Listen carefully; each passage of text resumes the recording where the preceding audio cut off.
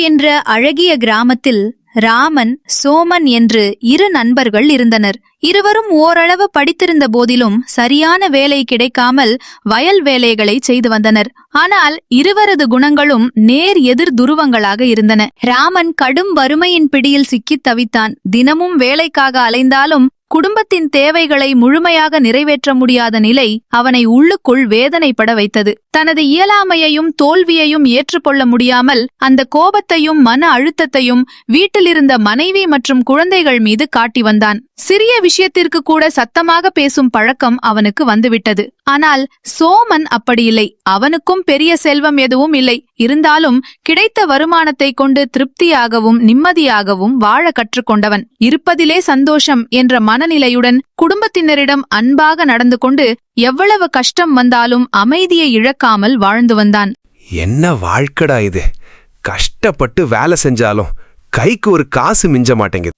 போ, பசங்களை அப்புறமா அழச் சொல்லு. வீட்டுக்கு வந்தா நிம்மதி இருக்குன்னு பார்த்தா வீட்லயே நிம்மதி இருக்க மாட்டேங்குது. ச்சே! ராமன் தன் மனைவியிடம் கோபமாக பேசிவிட்டு வேலைக்கு சென்றான். மதிய நேரத்தில் ஒரு மரத்தடியில் அமர்ந்து உணவை சாப்பிட்டுவிட்டு சோர்வாக ஓய்வு எடுத்துக் கொண்டிருந்தான். அப்போது மனவேதனையுடன் ராமன் இப்படி சொன்னான். சும்மா நமக்கு திடீரென ஒரு புதையல் கிடைத்தால் எவ்வளவு நன்றாக இருக்கும். ராமா, இப்படியெல்லாம் குறுக்கு வழியில் யோசிக்காத. பாடுபட்டு நேர்மையாக இருந்து பணம் சேரு. அதுதான் நிலைக்கும், அதுதான் நமக்கு நல்லது.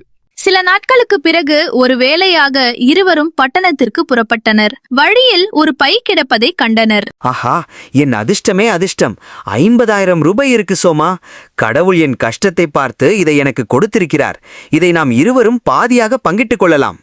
வேண்டாம் ராமா, இது யாரோ தொலைத்த பணம். இதை கிராம அதிகாரியிடம் ஒப்படைப்போம். அடுத்தவர் பணத்துக்கு ஆசைப்படுவது பாவம். உழைத்து வரும் காசுதான் நமக்கு திருப்தி தரும். முடியாது. இது வழியில் எனக்கு கிடைத்தது. நீயும் கூட வந்ததால் உனக்கு நான் பங்கு கொடுத்தே தீருவேன். இந்தா 25,000 உன் பையில் வைத்துக்கொள். ராமன் அந்த பணத்தை துணிமணிகள் வாங்கி செலவழித்தான். ஆனால் சோமன் எதையும் வாங்கவில்லை. இருவரும் பயணத்தை முடித்து வீடு திரும்பினர். நாட்கள் கடந்து ஒரு மாதமானது. ஒரு நாள் சோமன் ராமனை தேடி அவன் வீட்டிற்கு வந்தான். ராமா, எனக்கு பட்டணத்துல உத்தியோகம் கிடைச்சிருக்கு. நான் பட்டணம் கிளம்ப போறேன். என்னது, உத்தியோகமா? உனக்கு எப்படி இந்த வேலை கிடைச்சது? நீ கொடுத்த 25,000 பணத்தோட என் மனைவி சேர்த்து வச்சிருந்த பணத்தையும் சேர்த்து கிராம அதிகாரி கிட்ட கொடுத்துட்டேன். மீதம் இருந்த பணத்தை நான் வேலை பண்ணி கொஞ்சம் கொஞ்சமா சம்பாதிச்சு தர்றேன்னு சொன்னேன். என் நேர்மையை பார்த்த அதிகாரி அந்த பை காய்கறி வியாபாரி நல்லசாமியோடதுன்னு கண்டுபிடிச்சு அவர்கிட்ட ஒப்படைச்சிட்டார். அப்புறம் என்னாச்சு? நல்லசாமிக்கு அரசாங்க பொக்கிஷ அதிகாரி தெரிஞ்சவராம். அங்க நாணயமான ஒரு ஆள் வேணும்னு வந்தப்போ நல்லசாமி என்ன சிபாரிசு பண்ணினார். என் நேர்மையால தான் எனக்கு இந்த வேலை கிடைச்சது. அப்படின்னா என்ன விட்டுட்டு நீ மட்டும் பட்டணத்துக்கு போறியா? இல்ல நண்பா, உன்னையும் கூட்டிட்டு போகத்தான் வந்தேன். உன் ஏழ்மை தான் உன்னை அப்படி ஆசைப்பட வச்சுச்சுன்னு நல்லசாமி கிட்ட சொன்னேன். அவர் உன்னை தன்னோட வியாபாரத்துல கூட்டாளியா சேர்த்துக்கிறதுக்கும் ஒத்துக்கிட்டாரு. வா போகலாம். நேர்மை எப்போதும் தோற்பதில்லை. ராமனும் சோமனும் பட்டணத்தில் மகிழ்ச்சியாக தம் வாழ்வை தொடங்கினர். இந்த கதை உங்களுக்கு பிடிச்சிருந்துச்சுன்னா வீடியோவுக்கு லைக் பண்ணுங்க. உங்க நண்பர்களுக்கும் ஷேர் பண்ணுங்க.